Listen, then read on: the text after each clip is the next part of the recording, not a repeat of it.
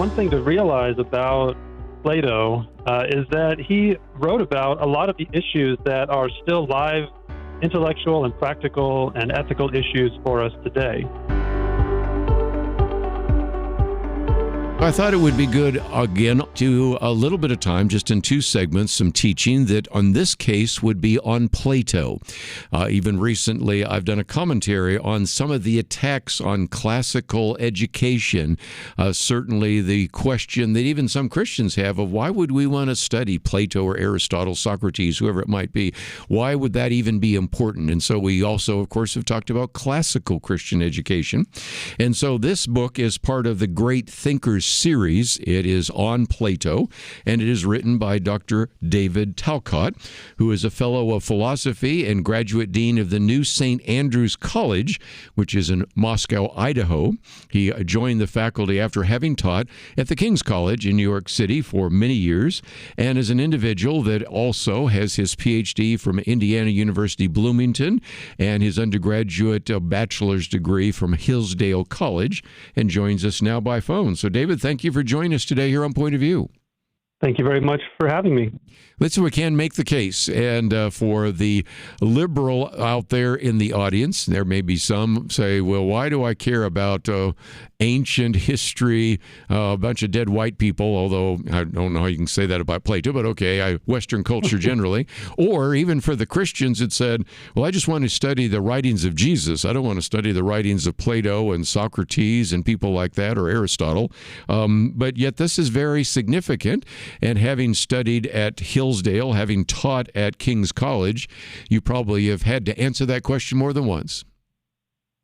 Yeah, I have for sure. Well, I think one thing to realize about Plato is that he wrote about a lot of the issues that are still live intellectual and practical and ethical issues for us today.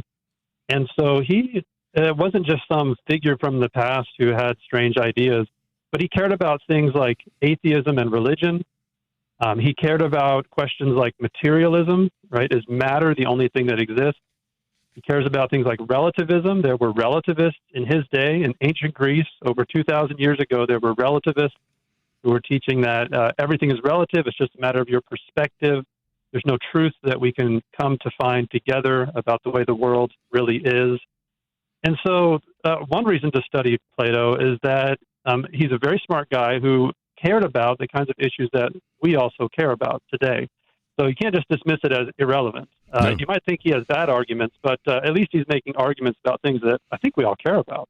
Well, and again, most people said all of philosophy is just a footnote to Plato and Aristotle anyway, and you see That's that right, yeah. because you have a section here, and we'll only pick out a few, but certainly the difference between the spiritual and the material, because as a matter of fact, I might just mention that this Great Thinkers series is available for other individuals, and some of those individuals that are actually covered are Michel Foucault and David Hume and Immanuel Kant, and even more recent people like Richard Dawkins. So a lot of people that get some kind of play, it all goes back to, can we believe that there is a spiritual and or do we believe that everything is material? And Plato and Aristotle, but Plato in particular, help us understand that you can understand the idea that there is a heavenly body, there's a spiritual body, even if you don't have direct revelation, because he realizes all these particulars here must have a universal somewhere. And so in some respects, that argument for the spiritual is a very good counter-argument to all of our atheist friends right now.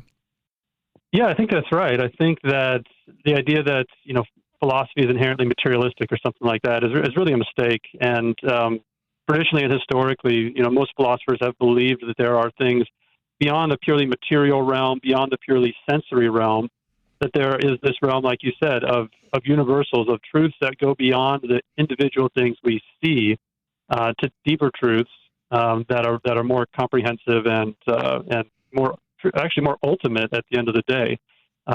And so when you read Plato, you realize this is a man who has aspirations to something more than just what is temporary, what is transitional, but the things that are permanent, that are true, that are good and beautiful. These are the things that absorb his thinking. Let's get into the issue of truth because, of course, we could spend some time just on the spiritual and material and the two worlds and upper story and lower story. But we're all about truth here. As a matter of fact, you go to the website right now. We, of course, offer the book. By the way, I might just say this book will cost you less than $20. The Kindle will cost you less than $10. So what a great investment for you to learn about a very significant force and one that actually is addressing the issues of our day. But when you go to the website, you see we have a section here about truth, rebuilding truth, and that's an issue because in his day, as you point out, there were people that said everything is relative. There's no ultimate values. There's nothing that is absolutely true. That gets us into words like epistemology. But let's talk about that for just a minute because we live in a world today where people deny the idea of absolute truth. You know, you might have David's truth and Kerby's truth and Ivy's truth, but you don't have any absolute truth. Well, that doesn't work very well. No, that doesn't. So he has a really great argument in this dialogue, the Theaetetus, and he has all these Greek names for his different writings that survive. And in that dialogue, he gives the argument like this. So if you're a relativist, you have to say that if it seems true to somebody, then it is true, right? So if it's from their perspective, it's true, then it is true. Okay, well, he says, well, now what about my perspective, which says, from my perspective, there is non-relative truth. There is truth that is true for everybody. Well, looks like the relativist is stuck saying, well, that's your perspective, and therefore it's true. So therefore it's true that there are truths that are true for everybody, not just for you or me or from your perspective. He laid that argument out eloquently and dramatically 2,300 years ago. In this writing that survives that we can read about today. And I think if your readers have done some reading in this area, that might sound like a familiar argument or a version of an argument that they've heard.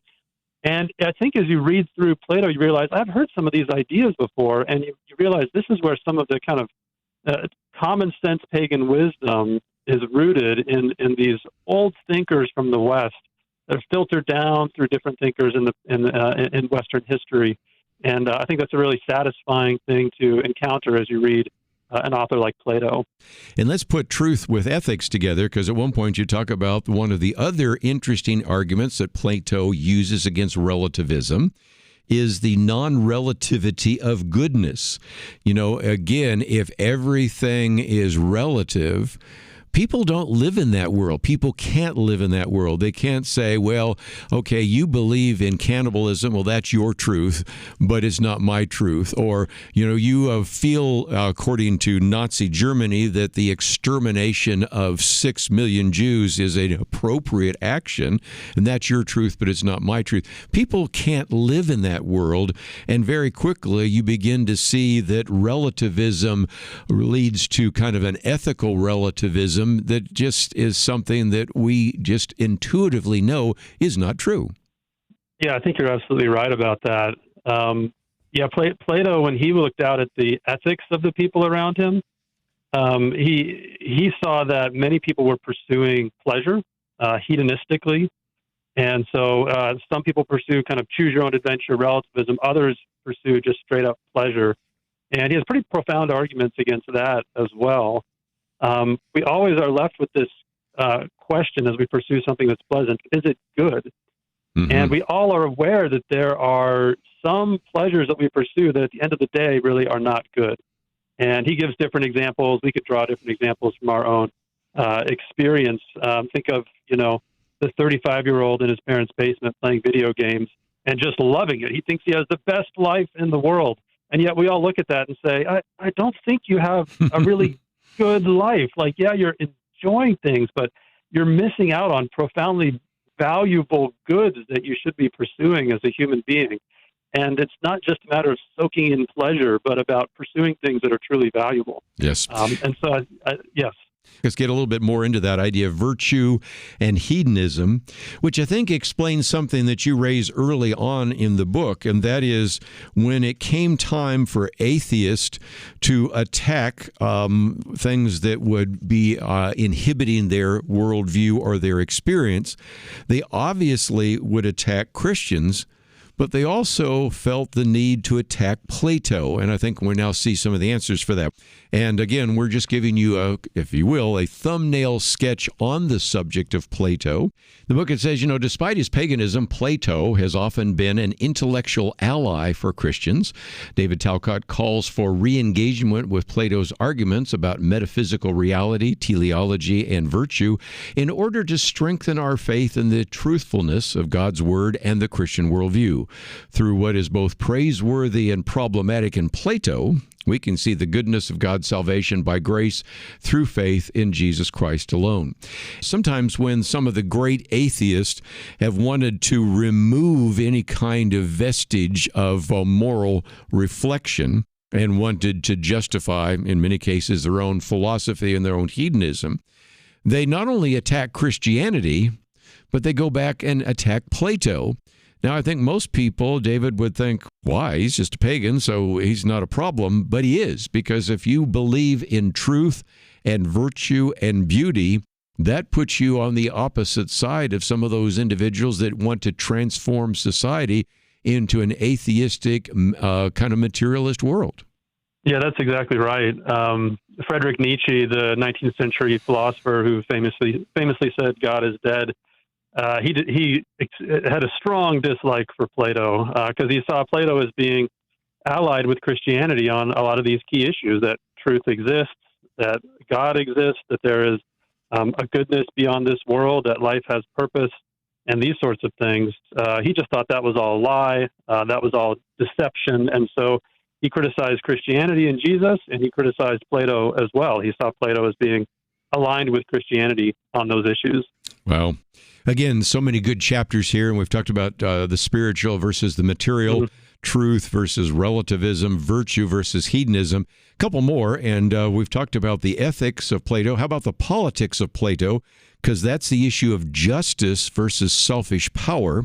And David, we talk a lot about this idea of justice, and many of those ideas of justice are found either in the Greek ethics or else they're found, of course, in the Bible. And again, he wrote about that issue, especially in the Republic. That's right. Yeah, justice was a central concern for Plato, and he doesn't necessarily get biblical justice exactly right. No, but he certainly doesn't look like justice in the 21st century postmodern world either. He definitely thinks there is real justice in the world that we can find, and that involves treating people in a way that is fitting or appropriate to who they are. And his main concern on some of these issues is actually to focus on selfishness. So he sees selfishness as opposed to justice, where we take more than is really due to us. We steal as a classic example of an injustice, right? We take stuff that's not ours. Why? Because we want it, because we're concerned with our interests and not what is in the interests of everybody. And so Plato argues against, especially his political leaders at the time in ancient Greece, who did this in spades, where they were concerned only for themselves and their families and not concerned with what's good for the whole community and the whole nation. And so he insisted upon thinking about virtue and character. How do we develop people who are selfless rather than selfish, who have moderation and self-control, who have courage, who have justice and wisdom in what they do. And so that focus is on developing moral character in people. And really, he thinks that's what is going to make for a good political system is, do you have good character in your citizens, and do you have a kind of fair rule of law in your nation? If not, you're going to have self-interested people taking stuff that is really not theirs. And again, a lot of those arguments you read when you read the writings, some of the framers of the Constitution, they were thinking about Plato and those kinds of things. In the interest of time, let me just hit one more, because one other thing I loved about your book is clarifying some of the misconceptions that people have about Plato when it relates to marriage and sexuality, that Plato supported homosexuality, that he was really kind of against traditional marriage. And nothing could be further from the truth. And if anything, some of the arguments we oftentimes used on why we shouldn't legalize same-sex marriage or homosexuality and a variety of other issues go all the way back to some of the arguments Plato made.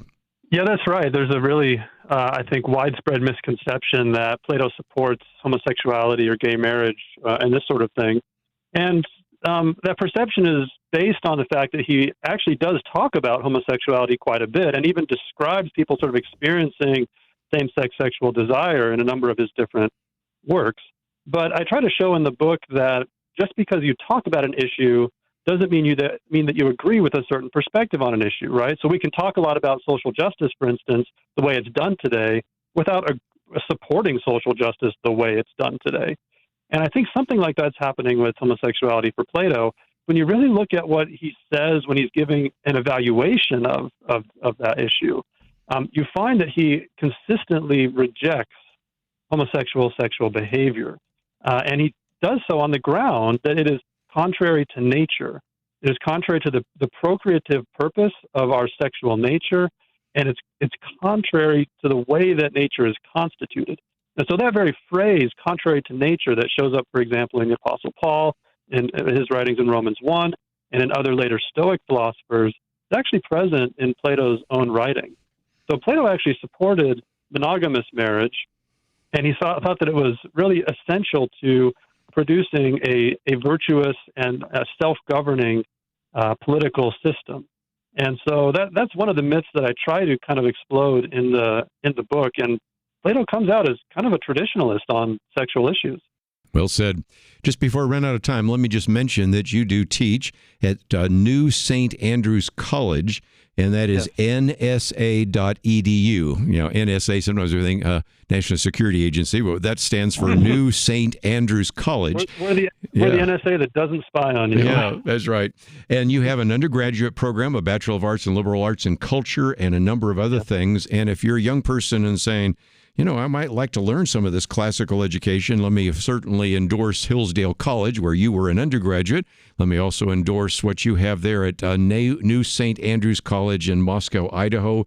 You can just go to nsa.edu and find all sorts of great information there. And so I appreciate you writing this book. And I think, again, this is the kind of thing we're trying to do more of, where we recognize people are never going to sit down and read all the works of Plato or Aristotle or even some of the writings of Socrates or the writings of that or Hume or anybody else that it might be out there. And there is really a value sometimes of having you, or in the other case, we've had Doug Groteis joining us to talk about some of these issues. And so thank you for writing this. And again, I would commend people to not only get this book, but there are quite a number of others in the Great Thinkers series. And so, David, thank you for joining us today here on Point of View. Thank you very much. I tried to write the book in a really accessible way, so I really hope people do go out there, pick it up, talk through it with friends, and I hope that it's a blessing to the church. As a matter of fact, James Bruce, who is a professor of philosophy at John Brown University, said really, in an effortless prose, David Talcott achieves what I would have thought impossible in such a thin volume. He gives readers a taste of the insights and delights Plato offers while weaving in contemporary secondary literature, disagreements among specialists, and advice to Christians on how to appreciate and critique Plato's ideas. So we hope you appreciated the conversation we had here today. And don't forget that if you would like more information about what we're talking about, you can find it at the website pointofview.net. That's all we have for today. We look forward to seeing you next time right here on Point of View Highlights.